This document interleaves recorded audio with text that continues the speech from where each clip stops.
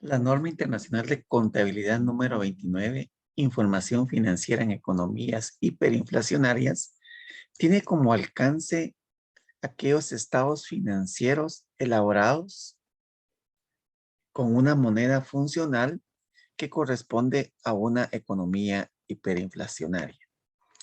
Es un tema económico, sin embargo, recordemos que cuando hablamos de inflación, nos referimos a aquel aumento generalizado y sostenido en los precios, no específicamente al que se da en un producto por la ley de la oferta y la demanda, sino a un aumento, como el concepto lo dice, generalizado en la mayoría de precios y que sea de una manera sostenida.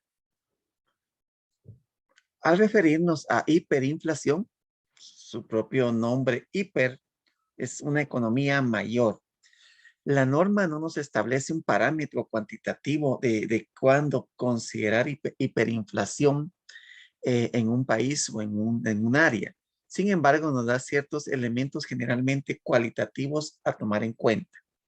Se puede considerar que hay hiperinflación en un país donde la población generalmente prefiere conservar su riqueza en forma de activos no monetarios o en una moneda fuerte o en una moneda estable.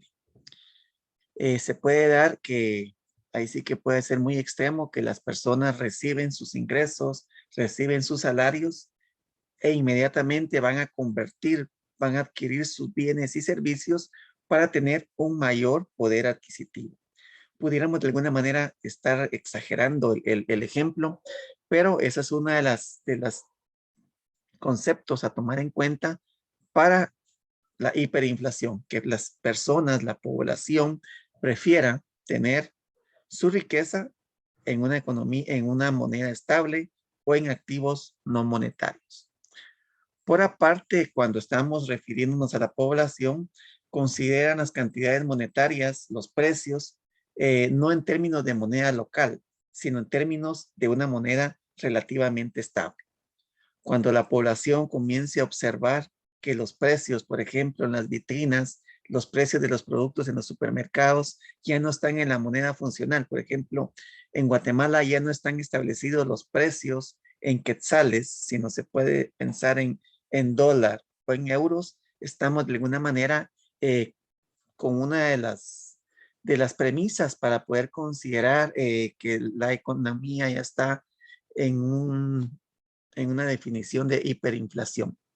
Además, hay que considerar, entre otros, que las ventas y las compras al crédito tienen una elevación en sus precios que compense esa pérdida de poder adquisitivo por no recibir el dinero al contado, sino recibirlo o diferirlo a un término o a un plazo de meses.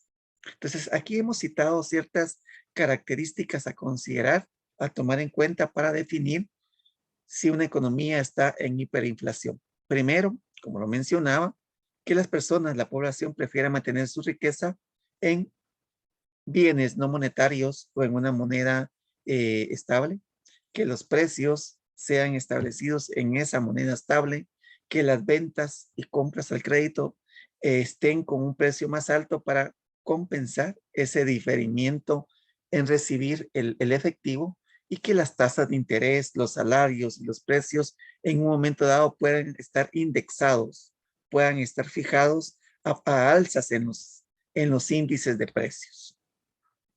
Y como contadores a veces nos gusta o comprendemos de una mejor manera algún lineamiento cuantitativo. La norma cita que pudiera considerarse como otro aspecto a tomar en cuenta para definir si hay hiperinflación cuando la inflación acumulada en 3 años se aproxime o sobrepase el 100%.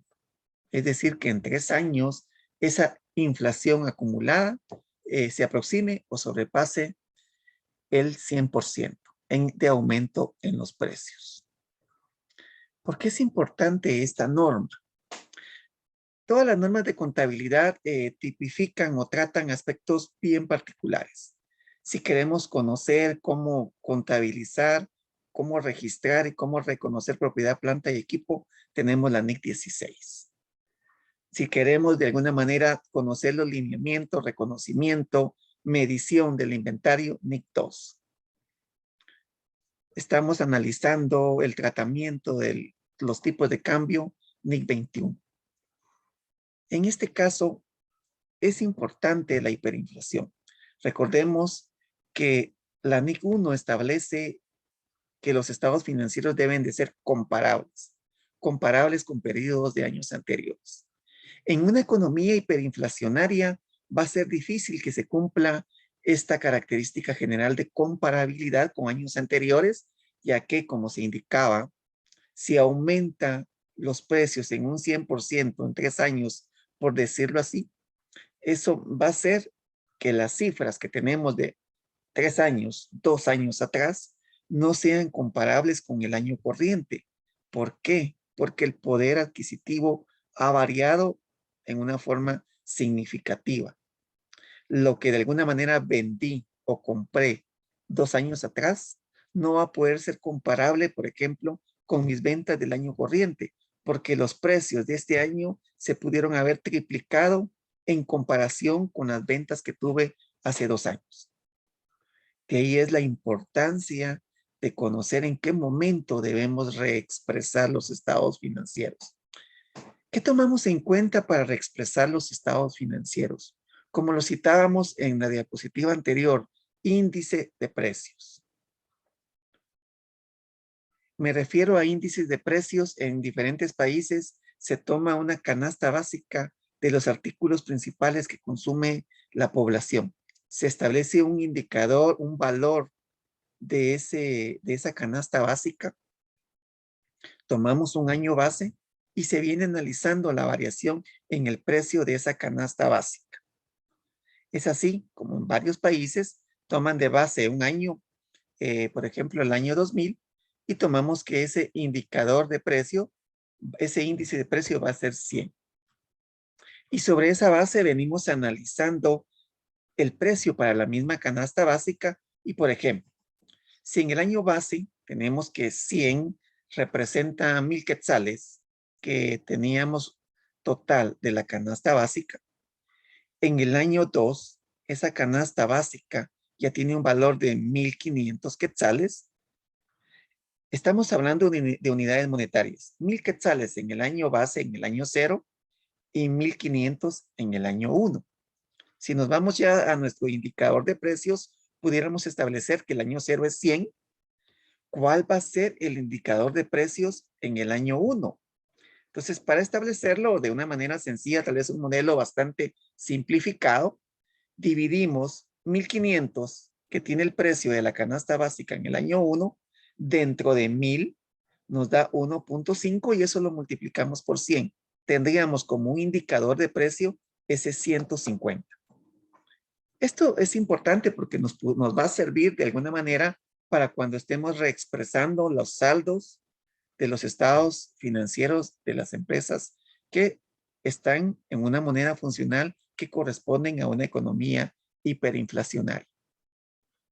Pero, ¿qué vamos a reexpresar? Es importante traer a cuenta los términos o las definiciones de partidas monetarias y partidas no monetarias. Recordemos, en la NIC 21 definen estos dos términos. Partidas monetarias se refiere al efectivo, al dinero y todos aquellos activos por los cuales se tiene el derecho a recibir efectivo o los pasivos por los cuales se tiene la obligación de pagar efectivo.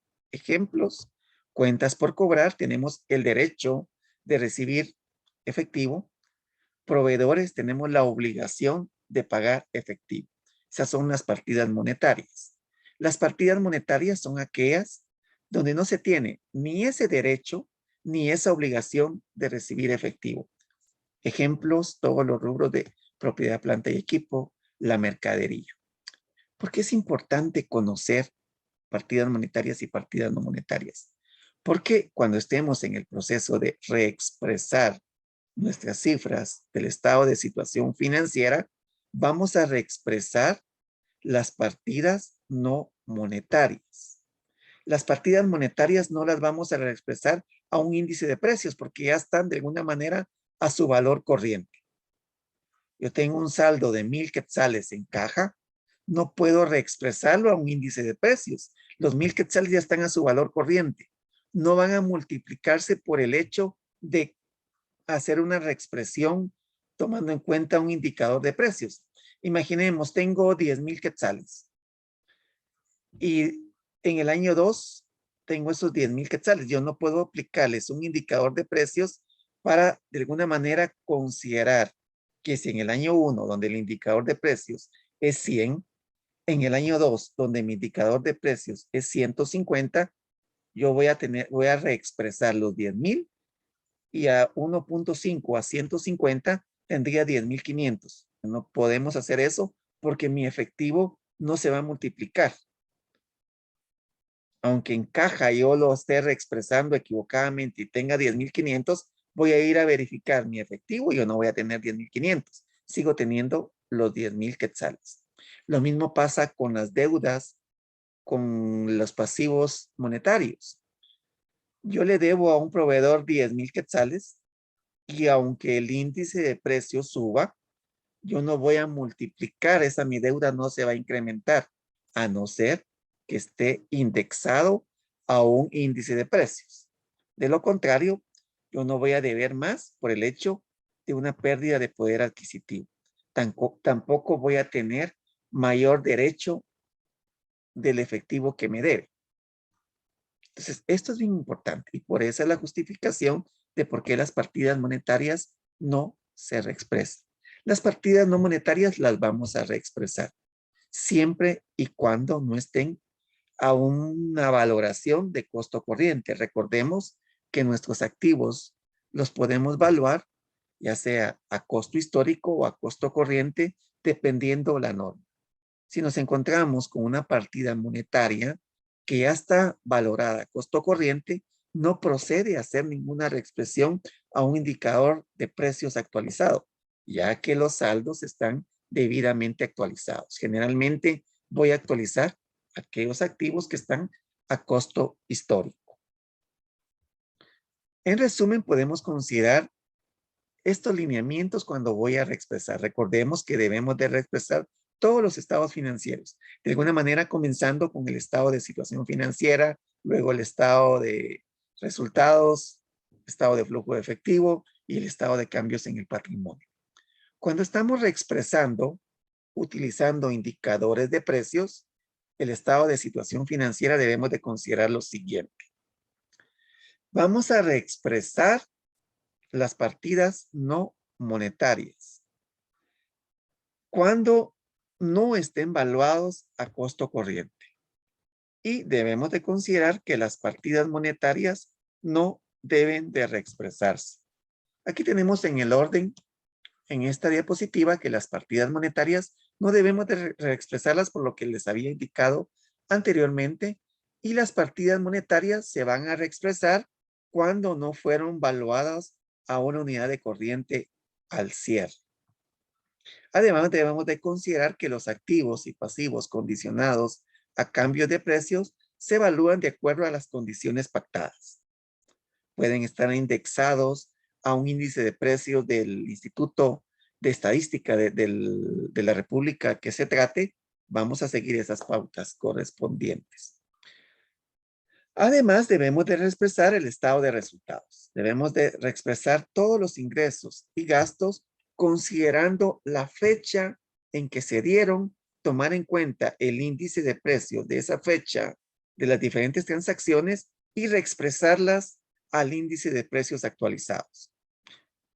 Igual con las partidas no monetarias del estado de situación financiera. Debemos de conocer en qué fecha se reconocieron las diferentes partidas en los estados financieros y a partir de esa tomar en cuenta ese índice de precios y traerlo al índice de precios actual. Aparte de esa reexpresión que vamos a hacer de las partidas no monetarias, también sucede algo importante. Ya indicamos que no vamos a reexpresar las partidas monetarias. Sin embargo, con las mismas surgen unas ganancias o pérdidas derivadas de esa posición monetaria. No las vamos a reexpresar, pero analicemos lo siguiente. Yo tengo activos financieros en mi empresa. Por ejemplo, cuentas por cobrar, documentos por cobrar, que como les indicaba, no voy a reexpresar ese valor porque yo no puedo aumentar el valor nominal de lo que me debe. Pero ¿qué hubiera pasado si yo hubiera vendido en efectivo, al contado? Si yo hubiese recibido el dinero hoy que estoy vendiendo, el poder adquisitivo de ese dinero hoy hubiera sido mayor. Lo que yo estaría comprando hoy, si hubiera realizado la venta al contado, es mucho mayor que lo que voy a comprar dentro de un mes, 2 meses que reciba ese efectivo. O sea, el hecho de tener activos financieros, activos monetarios, hace que tenga una pérdida por esa posición monetaria. Mi poder adquisitivo va a ser menor cuando yo reciba ese dinero. ¿Qué pasa cuando tengo pasivos monetarios? El efecto es al contrario. El día de hoy compré mercadería, compré 100 quintales de arroz, 100 quintales de azúcar y lo quería deber y lo voy a pagar dentro de 2 meses. Ahí de alguna manera estoy teniendo una ganancia monetaria, una ganancia de poder adquisitivo derivado que hoy logré comprar esos 100 quintales con X cantidad de dinero. Dentro de 2 años, con esa misma cantidad de dinero, no voy a comprar esos 100 quintales, voy a comprar menos de 100 quintales. Es decir, que el tener pasivos monetarios hace que yo tenga una ganancia por esa posición monetaria.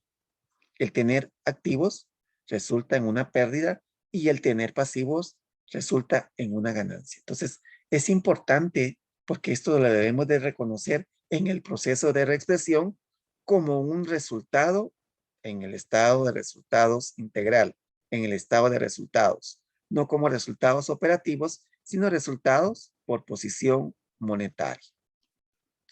¿Cómo podemos establecer este resultado por posición monetaria? La norma nos da dos formas de realizarlo. Primero, por la diferencia que va a resultar de reexpresar, recordemos, en el estado de situación financiera, voy a reexpresar todos los activos no monetarios que no estén actualizados a un valor corriente. Y en el estado de resultados voy a reexpresar todos los ingresos y gastos desde la fecha en que fueron reconocidos hasta el indicador actual. Entonces, luego de hacer todas esas reexpresiones, el resultado, la diferencia, como lo dice la diapositiva, la vamos a considerar como la ganancia por posición monetaria o la pérdida por posición monetaria. La otra sería aplicando el cambio en el índice general de precios a la media ponderada de la diferencia entre los activos y pasivos monetarios. Tenemos que establecer una media, una diferencia mensual, semanal, de la posición entre activos y pasivos monetarios y aplicarle un indicador de precios. En lo personal, prefiero la primera forma. Reexpresamos el estado de situación financiera, reexpresamos el estado de resultados y la diferencia procedente de esas reexpresiones la vamos a considerar como un resultado por posición monetaria. Más adelante en este canal ya se encuentra disponible y pueden ustedes observar un ejemplo de cómo se expresan estados financieros, con lo cual pudieran complementar la teoría que en este video tuve a bien explicar. Entonces se les agradece la atención y se les invita a seguirse suscribiendo al presente canal. Muchas gracias.